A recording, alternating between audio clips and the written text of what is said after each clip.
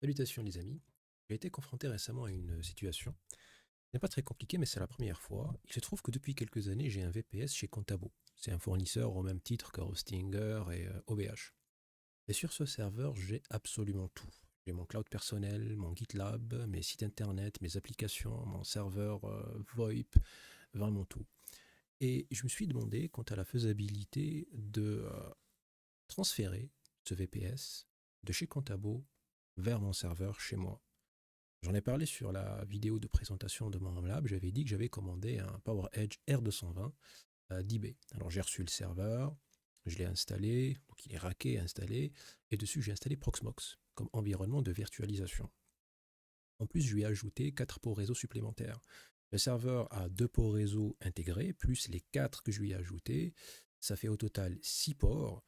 Et de cette façon, je peux assigner chaque port à une machine virtuelle et ça me fait comme si j'avais 6 PC sur le réseau.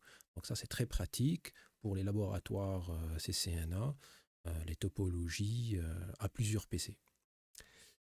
Bref, donc, comme je l'ai dit, je cherchais plutôt à savoir si ça serait possible. Alors je sais que c'est possible, il y a des outils pour ça, pour migrer des VPS, donc pour migrer les VM d'un endroit à l'autre. Mais moi je voulais chercher une méthode sans utiliser de logiciel ou d'outils de migration. Alors la question, ce n'est pas il ne s'agit pas de ne plus avoir recours au service de mon fournisseur, mais c'est juste le fait de savoir que c'est possible, que si un jour j'aimerais héberger mes services chez moi, qu'il y a au moins, qui est plus, pardon, un moyen. Parce que par définition, un Home Lab est un environnement de test, un environnement de développement. Ce n'est pas un environnement stable, ce n'est pas un environnement de production. Alors que chez un fournisseur comme Contabo, OVH ou Hostinger, c'est un environnement de production. D'ailleurs, mon VPS est en production. Donc le fait de savoir déjà, c'est quand même pas mal. Alors plusieurs méthodes existent, comme je l'ai dit, hein, avec des logiciels. Et moi, je cherchais une méthode sans ces outils-là. Alors on va voir la partie théorique de ce que je veux faire et on passera par la suite à la pratique. Alors voyons la théorie. D'un côté, j'ai mon VPS en ligne avec une adresse IP publique et un disque dur de 200 gigaoctets. De l'autre côté, j'ai mon serveur Proxmox avec quelques VM en fonctionnement. Je vais créer une VM temporaire avec un disque de 250 gigaoctets. Donc il faut que le disque soit assez spacieux pour recevoir le clone de mon VPS et un espace disque supplémentaire. Les 50 gigas supplémentaires, c'est pour le système d'exploitation et un surplus au cas où. La VM aura une adresse IP privée sur mon réseau local. Le clonage du disque se fera avec la commande dd. Il prend deux paramètres obligatoires. IF pour input file, c'est la source. OF pour output file, c'est la destination. Et comme la commande CP, le fichier qu'on veut copier, la destination là où on veut le copier. Le monde DD est une commande, c'est un outil très performant, très puissant, avec beaucoup de fonctionnalités, mais aussi très risqué à manipuler avec précaution. Input file dans mon cas, ça sera le disque de mon VPS, SDA, qui se trouve dans le répertoire /dev. Le output file, c'est /home/user. Je vais enregistrer le clone du disque dans contabo.raw. Donc là, il faut bien comprendre qu'il ne s'agit pas de copier le contenu du disque, mais de copier le disque, ou plutôt le cloner en entier, dans son intégralité. C'est comme si je débranchais le disque de mon VPS et que je le branchais sur une VM et que j'appuyais sur le bouton de démarrage. C'est-à-dire la copie de la table de partition, le secteur boot, vraiment tout, c'est un clone du disque.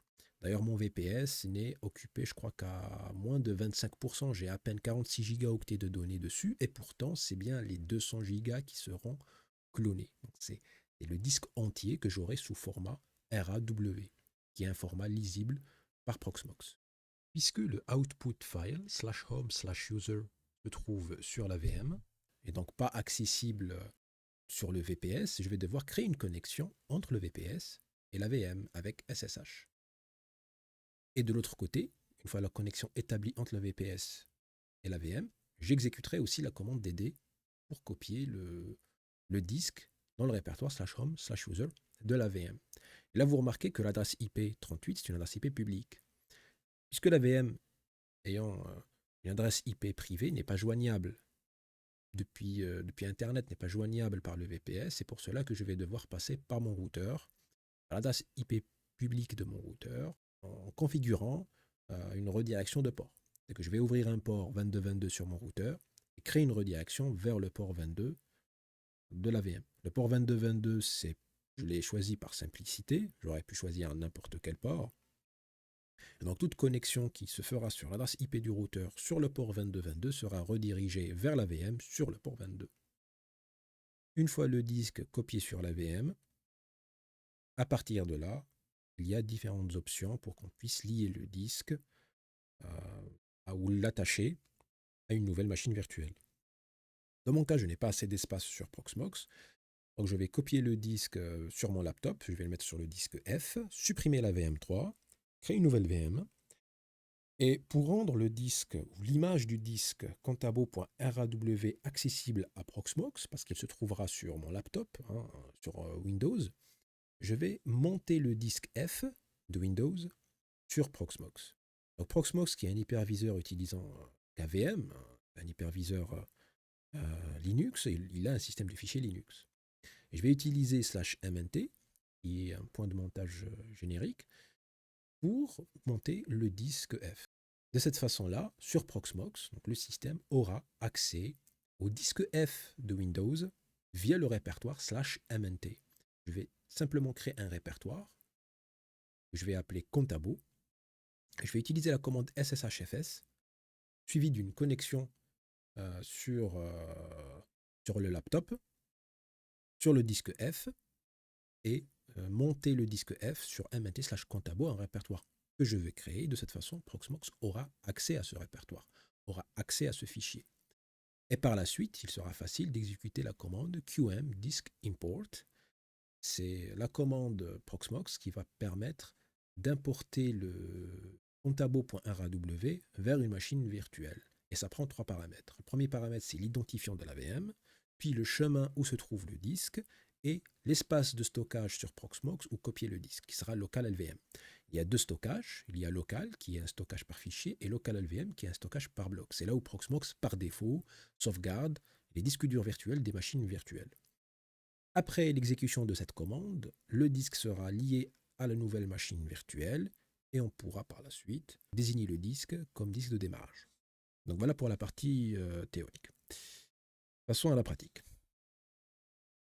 Avec la commande which.dd, j'affiche le chemin vers la commande dd, très important pour la suite. lsblk pour confirmer le nom du disque, SDA. Puis je vais aller créer un script shell.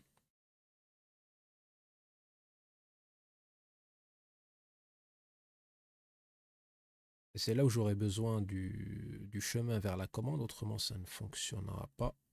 Donc /bin/dd, c'est le chemin vers la commande. Input file, c'est le disque, /dev/sda. Je vais ajouter le paramètre status, progress, pour que je puisse voir la progression. Et conv égale no error, pour que le processus ne s'interrompe pas en cas d'erreur.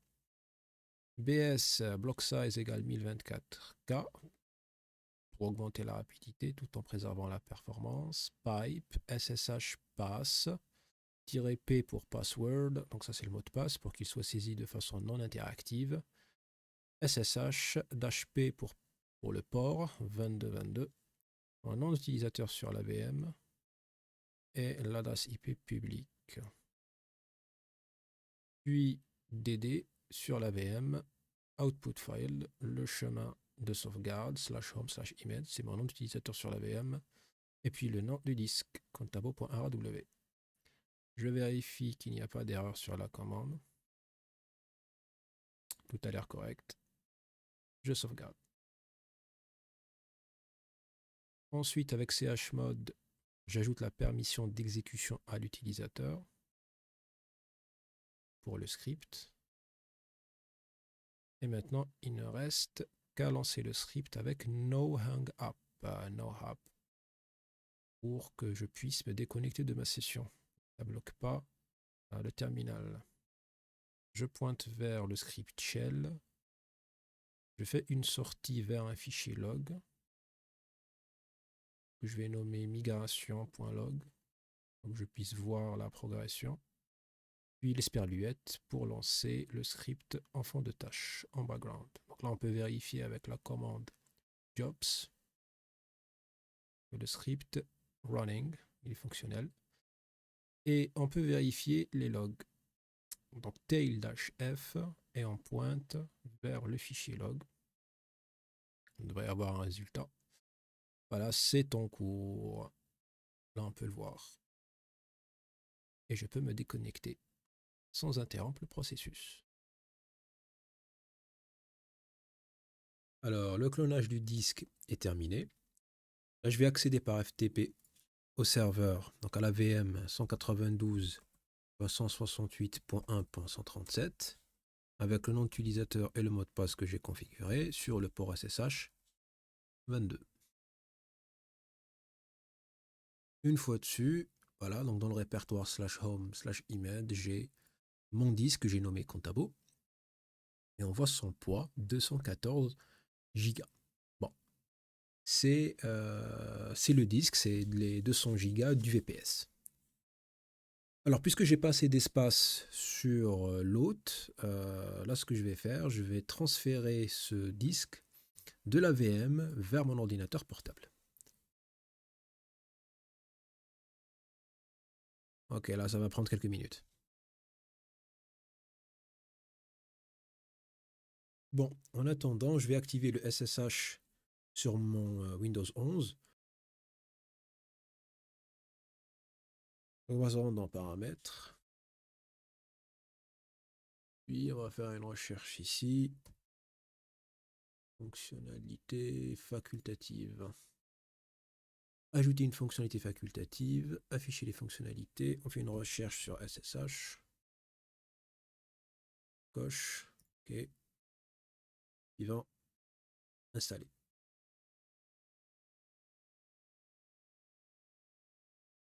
Alors, de retour après 20 minutes. Le transfert du disque, c'est terminé. Donc, il est là. Ça pèse donc 200 gigaoctets. L'installation du SSH aussi, du serveur OpenSSH, c'est terminé. Maintenant, ce qu'il faut faire, c'est activer le SSH et tester la connexion. Donc, pour activer le SSH, il faut utiliser le PowerShell en tant qu'administrateur. Puis, saisir la commande Start Service SSHD. Voilà. Puis, là, je retourne sur mon serveur et j'essaye une connexion. Donc, je tente une connexion SSH avec mon compte Hotmail, donc sur mon compte Windows.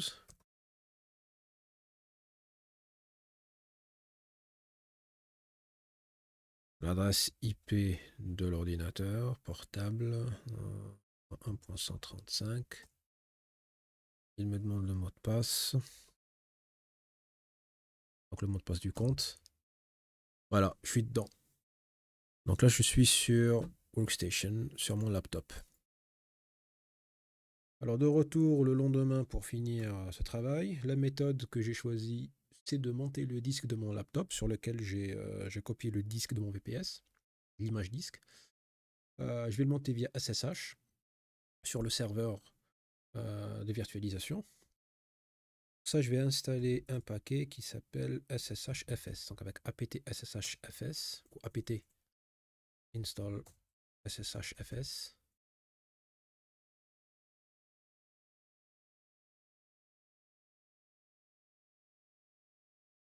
Ok, donc là il est installé. Puis on va l'utiliser. Donc sshfs.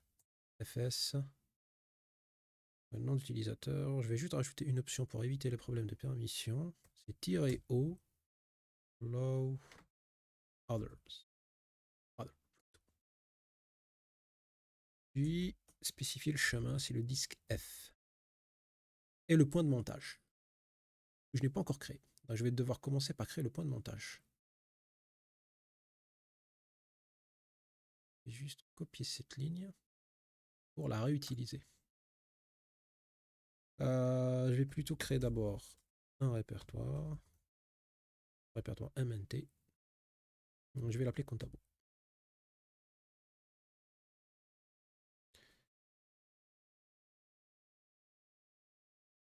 HMNT /Contabo.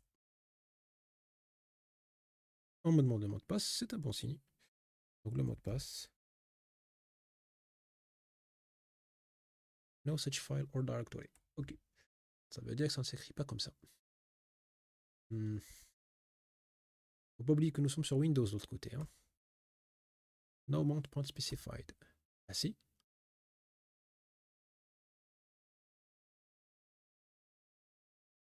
Ça c'est pas un montage ça?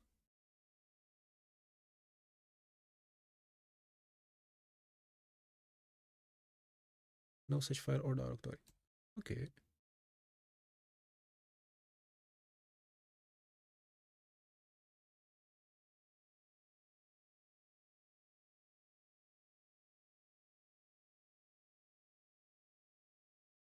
Quoi? C'est fait ou c'est pas fait?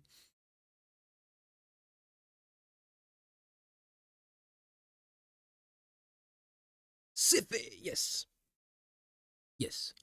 Donc, il faut bien retenir là comment ça s'écrit parce que franchement. Hein. Donc, sur Windows, il faut juste mettre le disque, deux points. Donc, pas d'anti-slash, pas de slash, rien. Donc, SSHFS, allow other, le nom de compte Microsoft, arrobase, l'adresse IP de mon laptop, deux points, F, c'est la partition sur laquelle j'ai copié le disque, deux points. C'est tout. Super. Puis, évidemment, le chemin de montage. C'est le /MT/Contabo, le répertoire qu'on vient de créer. Super. Donc voilà le contabo.raw. Maintenant que c'est monté, je peux utiliser la commande de Proxmox, qui est normalement de QM. Et QM import. Import, non, pas OVF, import disk. Ou disk import. Je pense qu'il y a disk import. Disk. Ouais, disk import. QM disk import, l'identifiant de la VM, qui est 104.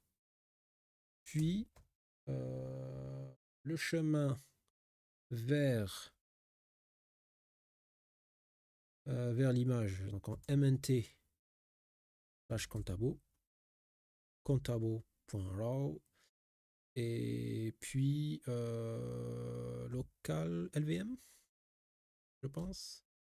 Local LVM, super. On va faire un test. Transferred. Ah, il est en train de transférer. Bon, on attend.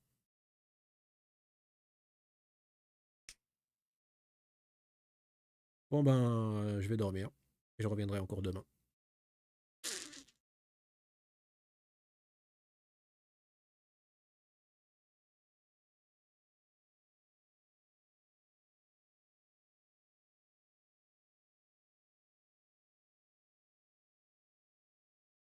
Transfert terminé.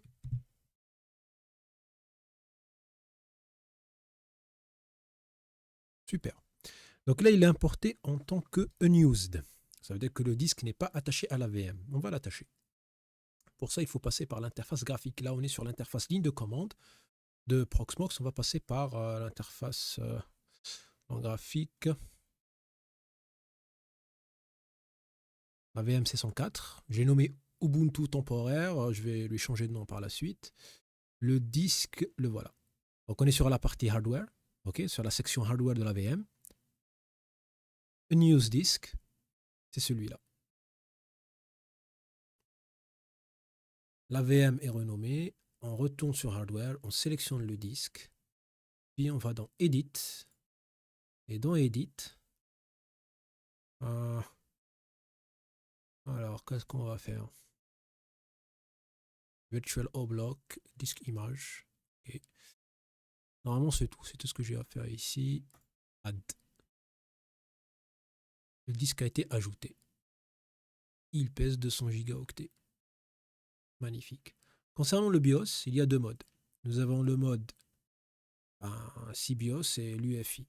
Alors, je ne suis pas très sûr là, sur le VPS s'il était au mode BIOS ou au mode UEFI. Donc, on va tester les deux. Je vais commencer par l'UEFI.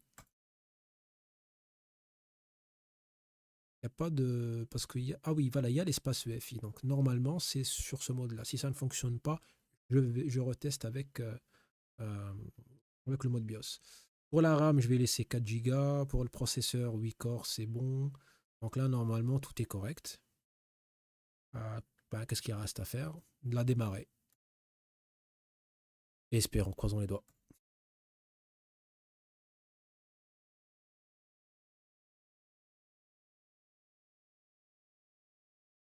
No bootable option or device was found. Press any key to enter the boot manager menu. Ok. On va arrêter la machine. On va vérifier dans les options la partie boot ici. Voilà, donc c'est ça le souci. Le souci, donc ça faut toujours vérifier. Le disque n'est pas coché, n'est pas sélectionné comme périphérique bootable. Donc là, il est coché et je vais le mettre en premier, comme ça, juste au cas où. Ok. Et on va réessayer.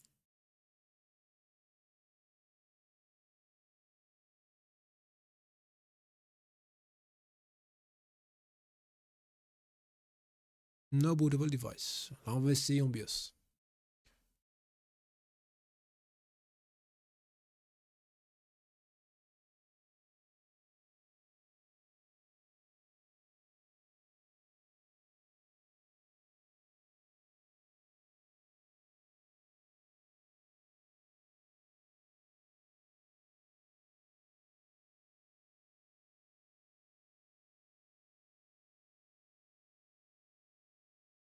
Ça fonctionne, les mecs.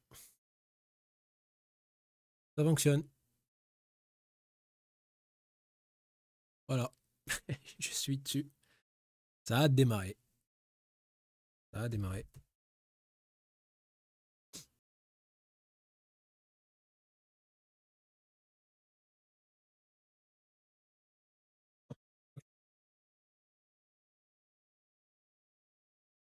Aïe, merde.